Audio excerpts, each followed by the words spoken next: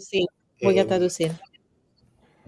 Sí. So I want to thank the different speakers, and I think that many of the presentations have been very important, and we need to have this deep conversation about neutrality. We are in a historic moment where neutrality is particularly in need of being refreshed because of the hawkish ways of the world in this moment. This is very similar to the parable that the night and day need to conciliate with each other when they're switching over. Basically, neutrality can play that role. Now I'm going to give Tim the platform. Thank you, Ofunchi, and for the translation, Jimena. Dr. Karen Devine will be our final speaker today. La última persona que va a presentar es la doctora Karen Devine. She joins us also from neutrality-leaning Ireland. Ella también viene de Irlanda, que es pro neutralidad. Dr. Devine has a PhD in political science.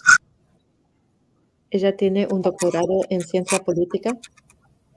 Teaches and lectures on the topics of international relations and the politics of law. Ella enseña sobre relaciones internacionales y las políticas de la ley. She's written numerous articles and spoken on radio and television about neutrality. Ella ha escrito varios artículos y ha hablado en la radio y televisión sobre la neutralidad. And today will share with us Hoy nos va a presentar the history of neutrality as a foreign, security, and defense policy. la historia de la neutralidad como una política exterior y de defensa. Dr. Devine. Doctora. Muchas gracias. ¿Puedes escucharme? Sí, estoy encantado verdaderamente honrado de ser invitado a hablar hoy en la conferencia en Colombia sobre la neutralidad y deseo expresar mi profunda gratitud por los organizadores, por esta invitación y por su trabajo para permitirnos a todos compartir nuestros conocimientos y participar en debates sobre este importante tema. Y mi presentación de hoy describirá cómo ha evolucionado el concepto de la neutralidad a lo largo de la historia como un concepto político y legal. I want to thank everybody for inviting me to this important conference in Colombia. My presentation is going to talk about how the concept of neutrality has historically been developed. The earliest account of neutrality was recorded in Thucydides' account of the Peloponnesian War in ancient Greece from 431 to 404 BC. El primer recordado ejemplo de neutralidad pasó durante las guerras de Peloponesia en 431 BC. The island of Milos declared a neutral stance in the struggle between Athens and Sparta to control all of Greece. La isla de Milos decidió hacerse neutral entre la guerra entre Atenas y los espartanos. Athens was incensed at the islanders' attempt to remain neutral and resist Athenian imperialist demands to join its Delian military alliance. Los atenos estaban enojadísimos y no entendían por qué los de la isla no tomaban en cuenta sus demandas de ser parte de esta alianza militar. Unhappily for Milos and this early exercise of neutrality, Athenian forces overran the island and annihilated the islanders. Desafortunadamente, este ejercicio que hizo las personas en la isla de Milos terminó en que los atenos los eliminaron. It was not until the 25th of May, 1408, that neutrality first appeared in an official state document. No fue hasta el mayo 25 del 1408 que el concepto de neutralidad apareció en un documento oficial, in which the French king proclaimed neutrality in the struggle between the popes of Avignon and Rome. Y eso fue cuando el entonces rey de Francia se declaró neutral entre los diferentes papas The de legal Roma y rules, Avignon. the legal rules of neutrality first arose from economic considerations and the desire to protect commerce and trade. Mucho de esta neutralidad empezó porque se necesitaba económicamente proteger el comercio. At the end of the 15th century, voyagers from England, Spain, and Portugal had discovered new lands in the Americas and the Far East, and sought rules of neutrality to protect the vessels and goods of private trade in their movements to and from the new colonies. En los años de la 15 décadas, básicamente los países de Portugal, España y otros habían conseguido bienes en otros países y querían proteger a sus barcos y lo que habían traído. These neutrality rules were published in the Consolato del Mare and enforced through prize courts. Estas reglas de neutralidad fueron básicamente puestas en algo que se llama el Consolate de Maro y se enforzaba con unos jueces. The word neutralité appeared in several treaties, edicts, and other state papers during this era. El concepto de neutralité se encontraba en varios convenios, varios escritos de este tiempo, Although the definition of neutrality changed from one treaty to the next, making it difficult to pinpoint the core of neutrality with respect to alliance, non-participation in war, and impartiality. lo que sucedió es que la definición de la neutralidad variaba en términos de que se tenía que ver con alianza, que tenía que ver con participación. Consolato del Mare is the earliest full statement of neutral maritime rights. It was the equivalent of a commercial maritime code. Este Consulado de Mare fue uno de los primeros códigos que se estableció de las reglas marítimas.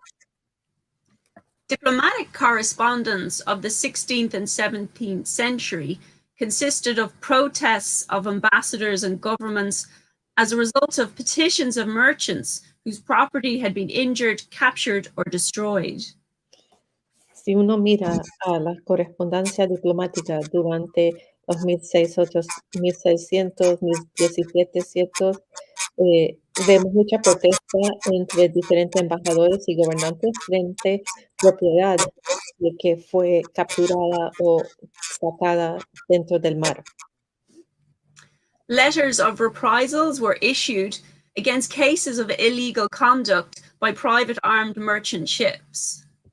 En el caso de barcos comerciales, vimos que había como cartas amenazantes frente a situaciones. The line between peace and war was blurred with the actions of private merchants at war with one another. Vimos que la línea entre la paz y la guerra no se mantenía debido a estos comerciantes. During the 17th century, state navies began to assume control of the seas, and the practice of private reprisals for attacks on armed merchant, which are effectively civilian-run groups, trading ships, faded. Vimos que los estados empezaron a tener entidades navales para controlar los mares y esto ayudó a minimizar esta práctica de represalias entre quienes estaban en los barcos armados. With an increase in activity along sea lines to the colonies, gradual restrictions were imposed on private warfare, and the evolving independent states asserted the rights of their own citizens vis-a-vis other states and subjects.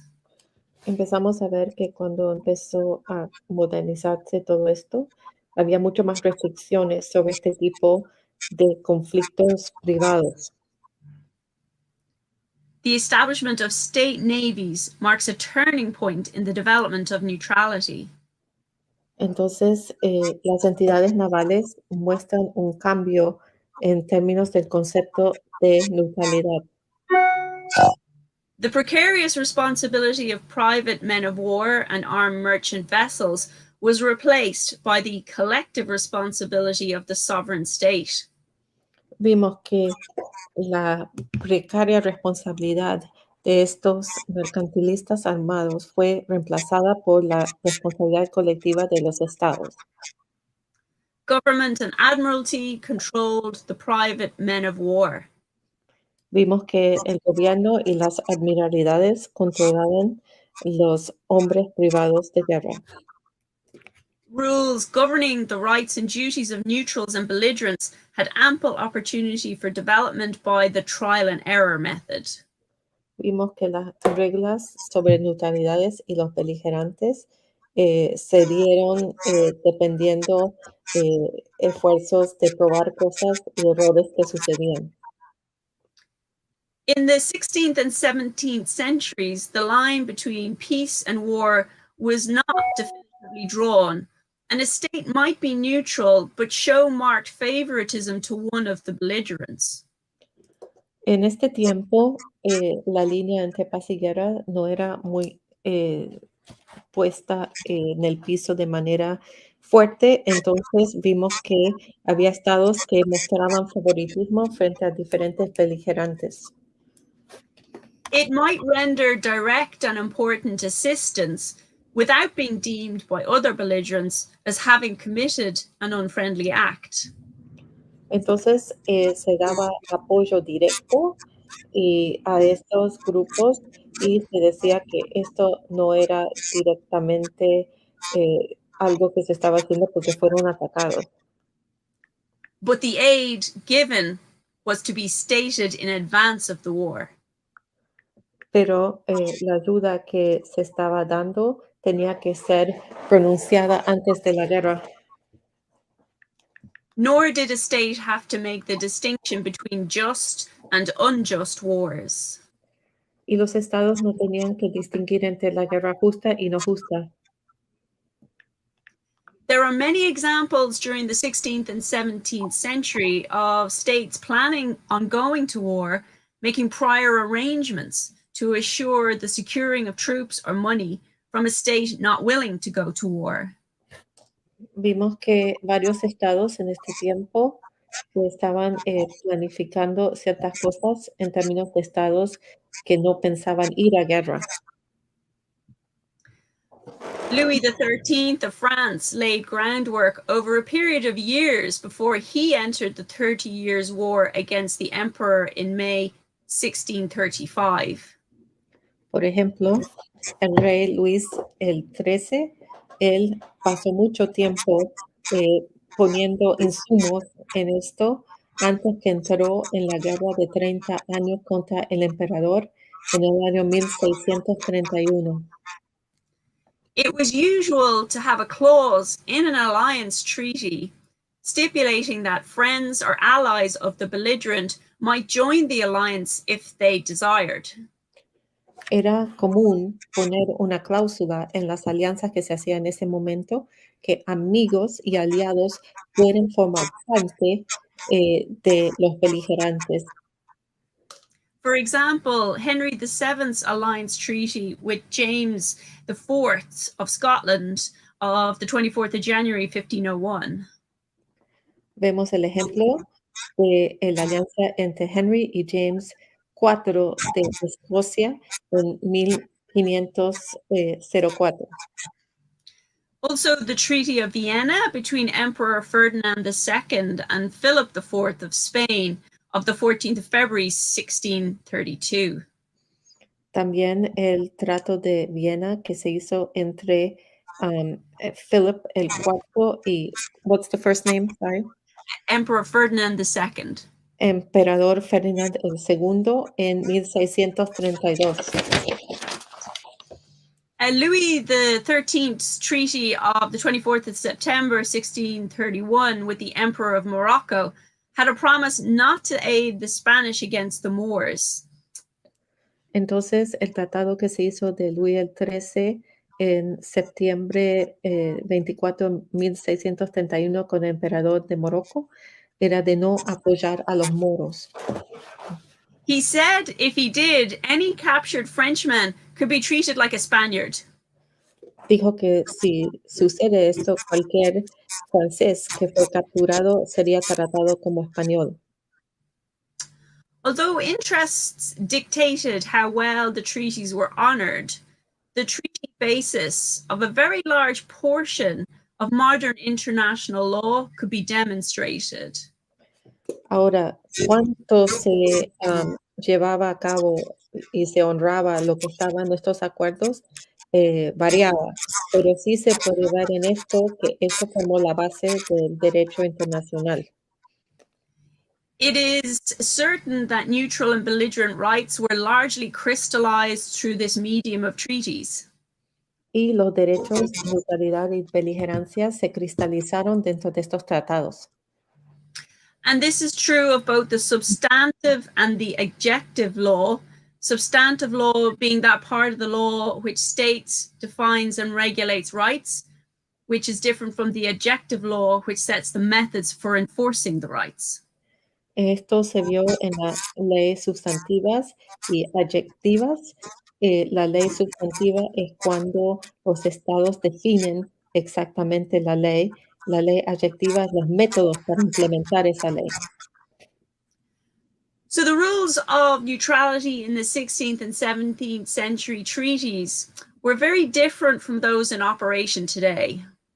Entonces las reglas en estos tratados de esta época eran muy diferentes a las reglas de neutralidad de hoy. During this era, neutrals could show favoritism towards a belligerent once the nature of the aid was stated prior to war. Básicamente, aquí los neutrales en esa época podían mostrar favoritismo hacia un beligerante siempre y cuando antes de que se empezara esa guerra lo hacían claro. The treaties contain specific proposals on aid to contracting parties in terms of horses, soldiers, and money, prohibitions on aid to enemies of the contracting parties, the transit privileges of troops, and promises to remain neutral or to respect neutrality. En ese momento había específicamente artículos acerca del uso de caballos, soldados y también prohibiciones de tránsito. It was not until the 18th century that limits on the partiality of neutrals was introduced. No fue hasta el 1800 de qué tipo de limitaciones podía haber sobre los neutrales. After war broke out between England and France in 1793, Washington, Jefferson, Hamilton, and other American statesmen decided to keep their nascent republic out of this external conflict. En 1793, cuando empezó una guerra aquí en América, los que dirigían en ese momento decidieron no ser parte de ese conflicto que empezaba. Mindful of the need to avoid war between the US, within the US, between pro-French or pro-English parties, and adopted an impartial stance. Y básicamente lo estaban haciendo porque querían no estar involucrados en una guerra dentro de Estados Unidos, donde tenían que decidir entre las partes que eran a favor de Francia y las partes que eran a favor de Inglaterra. The neutrality legislation enacted in the Neutrality Act of the 5th of June 1794 specified that US citizens acting within the territory of the US in support of a foreign prince or a state in war would be subject to criminal penalties. Y básicamente había legislación de neutralidad que decía en junio 5794 que cualquier ciudadano de Estados Unidos que apoyara un príncipe o un estado de guerra iba a ser sancionado criminalmente.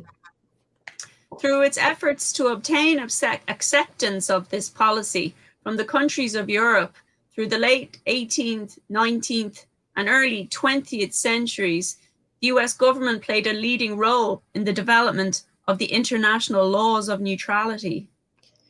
Estados Unidos jugó un papel muy importante en desarrollar el derecho internacional frente al concepto de neutralidad en los 1800, 1900 y el próximo. In contrast, during the Napoleonic Wars, both the French and British paid scant regard to the rules of neutrality. En contraste, cuando vemos las guerras napoleónicas, Francia y Gran Bretaña no le dieron ningún interés al tema de neutralidad. Both sides felt there ought to be no neutrals in the wars. Ambos pensaban que no debe haber ningún neutral en las guerras. Napoleon was determined to stop all commercial intercourse with Britain. Napoleón estaba interesado en parar toda la comercio con Gran Bretaña. Britain and Russia made an agreement on the 25th of March, 1793 to prevent protection of non-belligerent commerce with France. Gran Bretaña y Rusia en 1793 dijeron que iban a prevenir todo tipo de no beligerante comercio. By this time, aid to a belligerent was considered a breach of neutrality. Hasta este punto, asistir a un beligerante se veía como romper la neutralidad. It was during the 19th century that neutrality became recognized as a concept that could be used to satisfy moral, natural law, in particular to accomplish humanitarian purposes. No fue hasta mucho más tarde en neutralidad se podía ver como una forma moral y natural ley. The first multilateral Geneva Convention of 1864 provided for hospitals and ambulances to be neuter, that is, to be protected and respected by belligerents as long as they are used by the sick and wounded and not occupied by military forces. Entonces, la primera convención de Ginebra estipulaba que hospitales podían ser protegidas siempre y cuando no son utilizados por los beligerantes para ganar ventaja. It became possible to incorporate moral arguments in the design of a concept of neutrality that would maximize the values implicit in the moral system of the international order. Se empezó a pensar cómo este argumento moral podría ser diseñado dentro de la orden internacional. Because I've only got 1 minute left, I'll just finish by outlining the Hague Conventions of 1907. Quiero terminar mi último minuto hablando del Convenio de 1907. An impulse to agree an international set of rules outlining the rights and duties of neutrals with respect to war on land and at sea culminated in the formulation of the 1907 Hague Conventions. La Convención de La Haya en 1907 fue impulsada porque había una necesidad de poner unas reglas de neutrales en guerras que se veían marítimas y en la tierra. The Hague Conventions assumed a system of international relations where war was inescapable, but would not involve all great powers in a systemic global war. La Haya y su convención aceptaba de que el sistema internacional había guerras, pero que estas guerras no deberían escalar hasta el punto que incluye a todo el mundo. the neutral state was obliged to observe impartiality, but not its citizens. El Estado neutral tenía que respetar la imparcialidad, pero no sus ciudadanos. In principle, the territory of neutral states was inviolable, and through transit of belligerent troops was prohibited. En principio, los territorios neutrales imparciales no podían tener la presencia de tropas. And the convention specified that measures taken by neutral powers to prevent violations of its neutrality could not be considered a hostile act. Y también estipulaba que esfuerzos hechos por poderes neutrales para no ser involucrados no se consideraba como un acto de hostilidad. So I think I should finish up there since I've run out of time.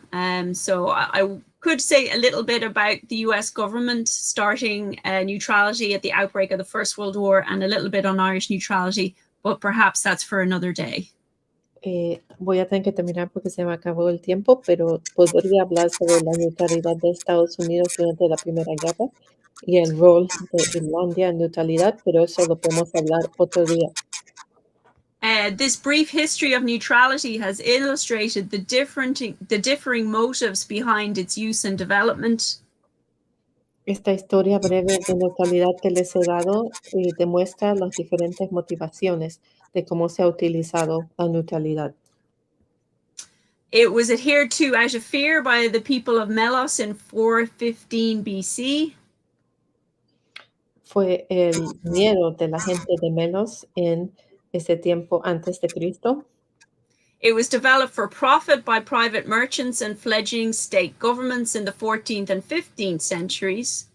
Fue un vínculo para mercendarios para proteger sus ganos lucrativos. And the United States of America linked neutrality to the motive of honor during the First World War. Y durante la Primera Guerra Mundial fue Estados Unidos quien hizo el vínculo entre neutralidad y honor. Okay, muchas gracias. Thank you. Thanks so much, Dr. Devine. That was a great historical